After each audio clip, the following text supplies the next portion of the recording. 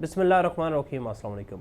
अच्छा, हम बात करेंगे कि आपके लिए एक गुड न्यूज़ है, खुशखबरी है, इंतहाई अहम खबर। जैसा कि आपके इल्म में है कि 7E की मद में आपसे एक टैक्स चार्ज किया जाता था, जिसमें आपकी आमदन को तसव्वुर किया जाता था, फ़र्ज़ किया जाता था कि आपके पास इतनी मालियत की प्रॉपर्टी है और उसको सपोज करके उसके ऊपर जो है आपसे टैक्स चार्ज किया जाता था। तो पाकिस्तान के फेडरल कॉन्स्टिट्यूशनल कोर्ट ने, जो पाकिस्तान की फेडरल स्टेज आइनी अदालत है, उसने इस डिसीजन को नल एंड वाइड करार दिया है। तमाम हाई कोर्ट्स के जो डिसीजन थे उसके खिलाफ जितने टैक्स पेयर्स की अपीलें थी उस सब में और उनको नल एंड वाइड करार देते हुए और कहा है कि ये पहले दिन से ही इस तरह का कोई कानून जो है वो बनता नहीं था जो इम्पोज किया गया, चूँकि 2022 के फाइनेंस एक्ट में जो 7E का टैक्स है इसको इम्पोज किया गया था और तमाम लोगों से 7E जो है वो डिमांड किया जा रहा था और मुख्तलिफ लोग इसको पे भी कर चुके थे। लेकिन मैंने हमेशा से अपने क्लाइंट्स को कहा कि 7E पे करने की अभी ज़रूरत नहीं है जब तक इसका फाइनल डिसीजन नहीं आ जाएगा। तो बिल्कुल ऐसा ही हुआ है। ये गुड न्यूज़ है कि federal constitutional court of Pakistan ने इसको नल एंड वाइड करार दे दिया गया है और कहा है कि पहले दिन से आज तक जितने भी नोटिस या रिकवरीज वगैरह हैं वो तमाम नल एंड वाइड हैं। इस तरह का कानून जो है वो बनता ही नहीं है। जब एक चीज़ पे कोई आमदन क्रिएट की नहीं जा रही तो आप उसको सपोज कैसे कर सकते हैं?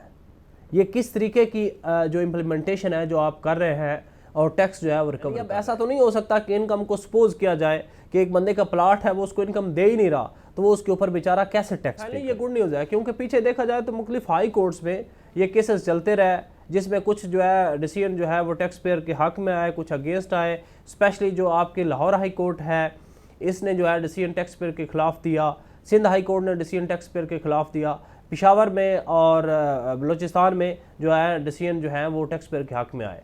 तो फाइनली जो लाहौर हाई कोर्ट और सिंध हाई कोर्ट के तमाम डिसीजंस थे वो कॉन्स्टिट्यूशनल कोर्ट ने, फेडरल कॉन्स्टिट्यूशन ऑफ पाकिस्तान ने नल एंड वाइड करार दिया है और कहा कि इस तरह का कोई कानून बनता नहीं है।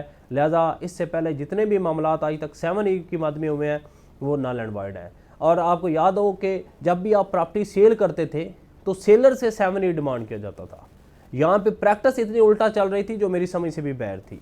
यानी कि तहसीलदार साहब एक बंदे के पास, बेचारे के पास सिर्फ 10 लाख रुपए की प्रॉपर्टी है, उसके पास कोई और एसेट नहीं है, कोई और जमा पूंजी नहीं है, कोई और चीज़ नहीं है, वो एक प्रॉपर्टी सेल करने जाता था, उसे भी कहा जाता था कि आप 7E का सर्टिफिकेट लेके आए। हालांकि वो बेचारा तो जो 7E के रूल्स एंड रिक्वायरमेंट्स थे उसमें फॉल नहीं कर रहा होता था।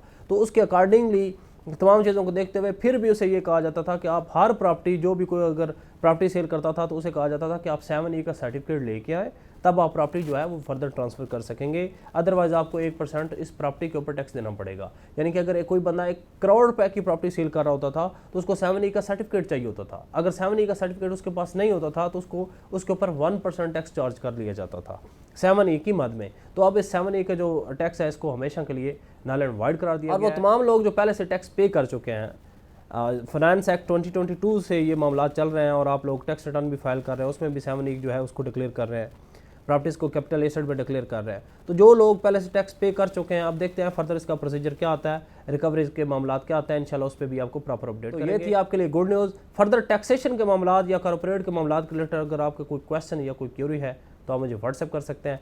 दुआओं में याद रखिएगा, अपना ख्याल रखें। अल्लाह हाफिज़।